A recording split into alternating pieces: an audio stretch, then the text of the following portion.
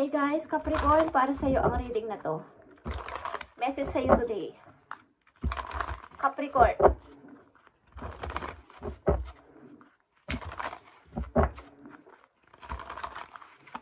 I need message for Capricorn today para sa kanila. Bigay mo ang tamang message sa mga Capricorn. Okay, discovering truth, Capricorn. You stand in the light of truth. Okay. Panatili mong nasa side ka ng mabuti. Capricorn, simula sa araw na to. At huwag kang sumama sa mga taong alam mong tuturuan ka ng mali at ililid ka sa maling mga payo, maling mga ginagawa sa buhay. Okay? Panatilihin mong naiiba ka sa kanila at kahit humiwalay ka sa kanila, isipin man nila na ikaw ay nag-iisa o bakit nandiyan ka, hindi ka sumama sa amin or hindi ka makihalubilo sa amin. Ayaw mo ba ng maraming kaibigan? Okay, is huwag kang maniwala doon. Paniwalaan mo yung sarili na nasa tama ka at ayaw mo silang makasalamuha sapagkat nagtuturo sila ng mali sa'yo. Okay? At nandito ang wise leader. Okay, like I said, sa halip na ikaw ang sumunod sa kanila, dapat ikaw ang sundan nila. Okay? You are beacon for others. Okay? Wise leader sa mga Capricorn. Dapat ikaw ang sundan nila at hindi ikaw ang sumunod sa kanila.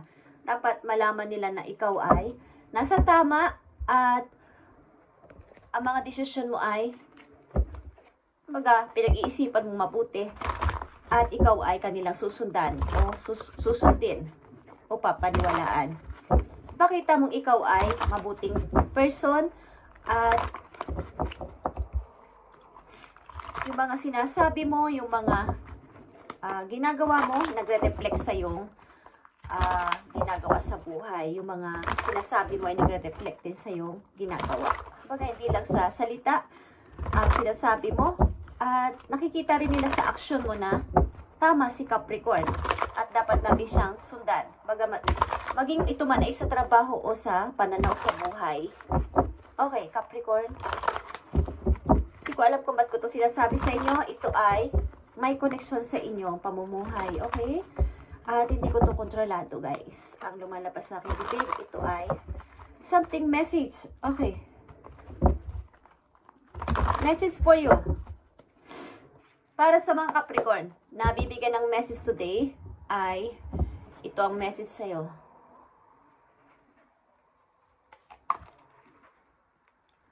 Ito ay Knight of Ariel. Ang ibig sabihin ng Knight of Ariel ay pagpaplano sa bagong trabaho, bagong pupuntahang lugar na pagtatrabahuhan, pag-iisip na ako kaya ay lumipat ng mapagtatrabahuhan, lumipat kaya ako ng company, lumipat kaya ako ng amo. Okay.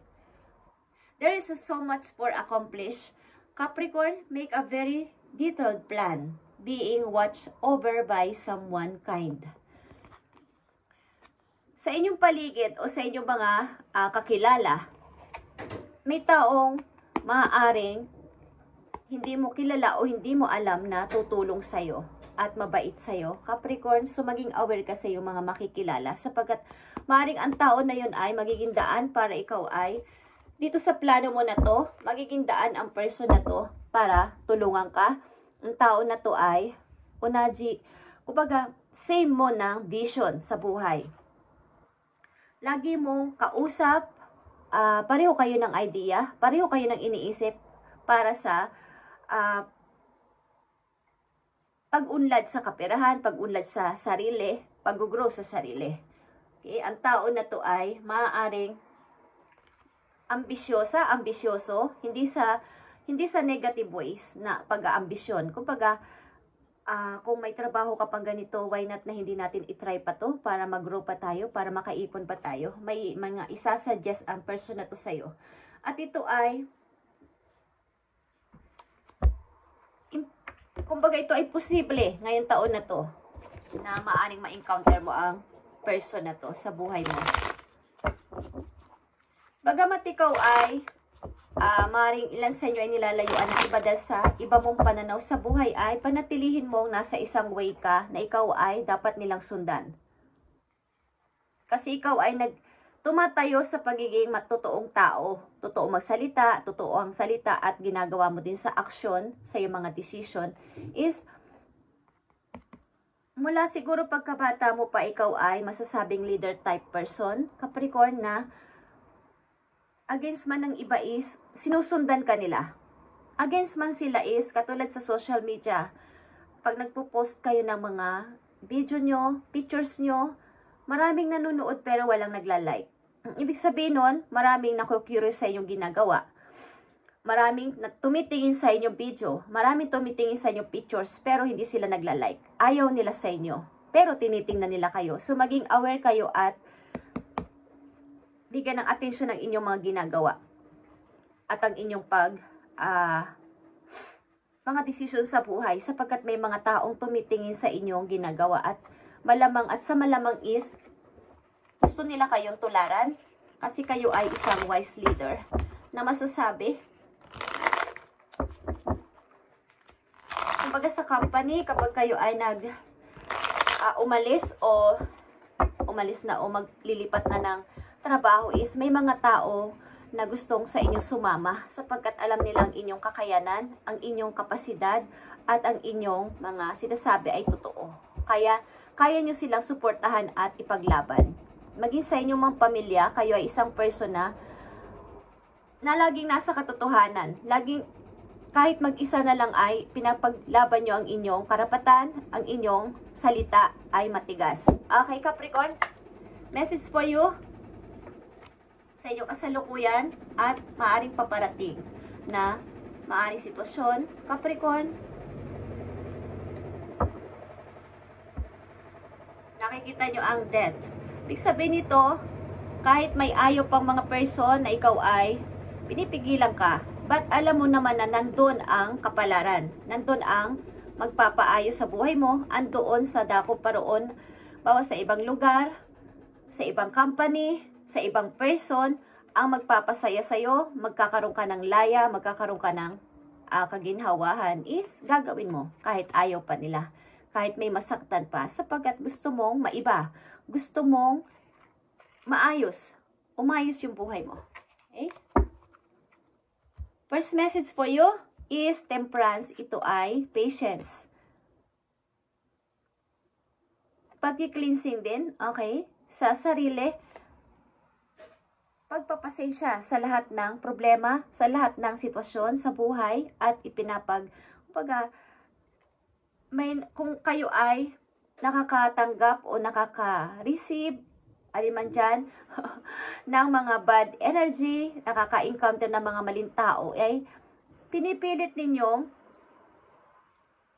maling chismis, pinapapasok nyo sa kabilang tenga nyo at pinapalabas ulit sa kabila at itinatapon nyo. Kumbaga, hindi nyo ina-adapt. At ang ibig sabihin nito ay binabalansin nyo ang sitwasyon. Hindi kayo nagko-comment ng bad comment, good comment. Nandun kayo sa gitna to parang magbibigay ng kapayapaan sa bawat sitwasyon. Halimbawa, pamilya at asawa, anak at asawa, okay? Sarili at saka sa mga katrabaho.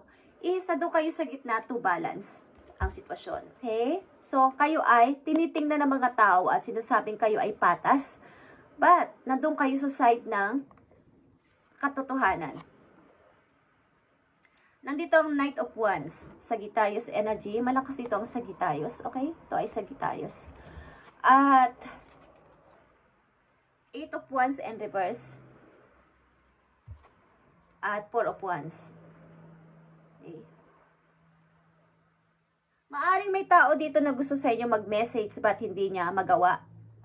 Sapagkat ito ay maaaring naging asawa mo o asawa mo na kayo ay hindi na nagkakaayos. But ang tao na to ay gusto kang puntahan. Desire niya ng puso niya na ikaw ay puntahan. Ikaw ay kausapin. Ba't nandun ka sa gitna ng pananahimik? Okay? May natapos ditong relasyon. Ito man ay inyong marriage. At maaaring may message but hindi natutuloy. At gusto kanyang kausapin, Capricorn.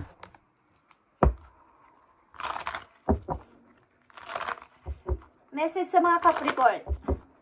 Maaaring sa inyong pamumuhay, guys, kayo ay matapang na person sa pagharap sa problema.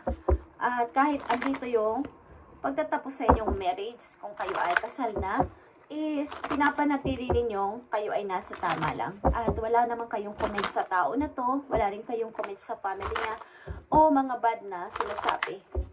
Okay? At sa inyong career, may magpapahiwatig dito na pagtulong ang isang tao sa inyo. So, maging ano kayo sa mga makakasalamuhan nyo na mga tao. Okay. Capricorn, sa pag-ibig mo, maaaring kung hindi pa ito nangyayari sa inyo, may paparting na tao na ikaw ay mamamagnet ka agad sa inyong koneksyon. There is a very strong pull and intensity that draws you to this person. Ikaw ay mai-inlove, Capricorn, sa isang person na maaaring ito ay bago. Bago mo palang makikilala. Okay? Message sa'yo ng yung mga angels, Capricorn. At kung mayroong Aries sa inyong chart is happy birthday. Nagsiselebrate ni Aries. Nagsiselebrate ng birthday ngayong araw na to. April 11. Okay, Capricorn? Message sa'yo ng yung mga angels. Guardian angels. Tingnan natin. Para sa mga Capricorn, I need message. Okay, nandito ang 6 of action is 6 of wands, guys. What's a wonderful experience for you, Capricorn? Your project is a total success, bringing awards, promotion, or other recognition for you. Will be done, okay? If someone who can help you offers assistance, know that this person heaven sent and say yes. Okay, katulad na sinabi ko kanina, meron kayong mamimit o may encounter na tao na tutulong sa inyo sa paglago sa kaperahan o pagpaplanan yung paglipat ng work o company o amo is say yes sa person na to sapagkat ito ay heaven sent. Pinadala ito ng langit para sa inyo ang person na to para inyong mamit, makilala. At maaring kayo ay naghahanap ang ilan sa inyo ng trabaho. Okay? Yan sa inyo ay nag-iisip na umiba ng amo, ng trabaho, ng company, is may papadala si God na tao sa inyo para kayo ay tulungan na makahanap ng bagong work o mapapasukan. Okay? Hindi naman si God ay nagpapadala ng message at ginagamit ang mga hayop, ang ibang tao, para kausapin tayo at magbigay ng message sa atin. Okay? O pinapadala sa atin ni God sa panaginip. So, kayo ay maging aware sa inyong mga mararamdaman na parang iba sa lagi kong nakikita, lagi kong nakakausap, is yan ay padala ni God. Minsan ay pagtitest sa ating pasensya, pagtitest sa ating kabaitan. Okay? Maaring maihingi ng tulong at hindi mo ina-expect na walang-wala ka na din this time at sa panahon na yun, but tinulungan mo ang person na yun. But mayon ay may twist na mangyayari o award o promotion para sa'yo. Okay? Tingnan natin, ang ilang sang Capricorn dito din ay mapopromote sa work at kayo ay magiging leader sa inyong company. Okay? Message pa para sa'yo, Capricorn. Pinapadalang message for you. Thank you, Spirit. Okay. Andito ang ship. Okay, or innocence. You are encouraged to reconnect with your inner child, Capricorn, in order to become more spontaneous and playful, and consider what life has to offer with a greater sense of wonder. Take some time this week to get in touch with the innocence and vulnerability in you. Okay. Kahit ngayong linggo lang, Capricorn, ang payo sa'yo ng iyong mga guidance ay, ikaw ay maging cool, kalmado. Huwag masyadong mag-isip ng anumang bagay na negative, huwag mag-overthink, at huwag isipin ang mga problema na hinaharap mo. Kahit ngayong week lang ay ikaw ay mag-relax, kumbaga, pag may makikipag-usap sa iyong bata, mag-style bata ka din, tumawa ka ng malakas, coming home sa iyong sarili. Like, parang inner child ito. Ilabas mo yung iyong inner child. Magbalik sa dating parang bata na parang inosente. Katulad nitong sheep na message sa'yo, innocence. Okay, is kahit ngayong week lang ay ikaw ay maging kalmado at huwag isipin ang reality muna, okay? At opportunities talaga is paparting sa'yo. Andito ang Fox. You must be quick to move out of your comfort zone, Capricorn, especially when the situation calls you for immediate responsiveness and flexibility. Open your mind to new ways of doing things. Once you do, get ready for good luck and opportunities to come your way. Okay.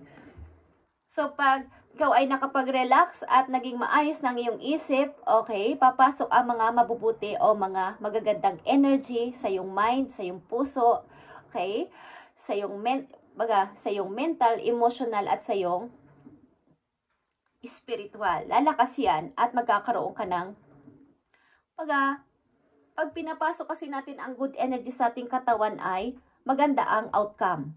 Okay? So, kailangan mo, umpisa pa lang ay sa iyong sarili muna, na ikaw ay mag-relax. Kalimutan mo na ang realidad ng buhay. Pansamantala, kahit sa week lang na to.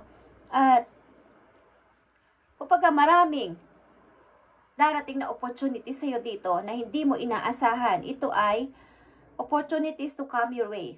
Bigla na lang itong papasok, mag-a-appear, okay, sa iyong way. Halimbawa lang guys, okay, naglalakad ka sa kalsada at nag-iisip-isip ka, wala kang kasama, bigla ka na lang may mababanggang tao na hindi mo kilala at maaaring doon mag-uumpisa ang isang bagay na pagmumulan ng pag-uusap na may kaugnayan sa trabaho, sa paglago sa money, okay?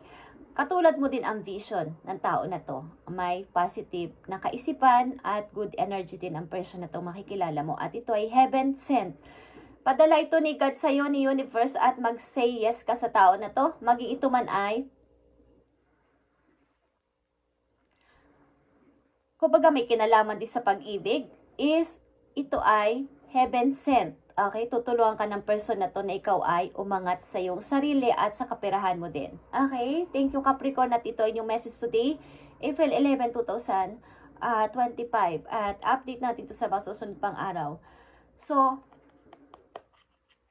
maaaring may kaugnayan ang magnetic connection dito guys. Ang makakakonect na person sa iyo ay mahuhulog agad ang loob mo sa kanya. Ito ay isang parang strong, full, and intensity that draws you to this person. Okay? Thank you and God bless Capricorn. At masaya ang puso ko sa pagre-reading ngayon sa inyong message. Ibig sabihin nito ay good energy ang nandito sa inyong reading today. Sa mga Capricorn na nandito is positive ito guys. Okay? At napakaganda. Kahit ngayong week lang na to ay maging inosente ka, mag-isipin mo na ang problema. Huwag mo nang magawing big deal ang lahat at magpahinga, mag-relax, i-relax ang isip, huminga ng malalim, okay? At kung kaya nyo lang mag-yoga, okay? Mag-meditate, gawin nyo guys at napakaganda na mangyayari sa inyong katawan, okay? Thank you and God bless Capricorn.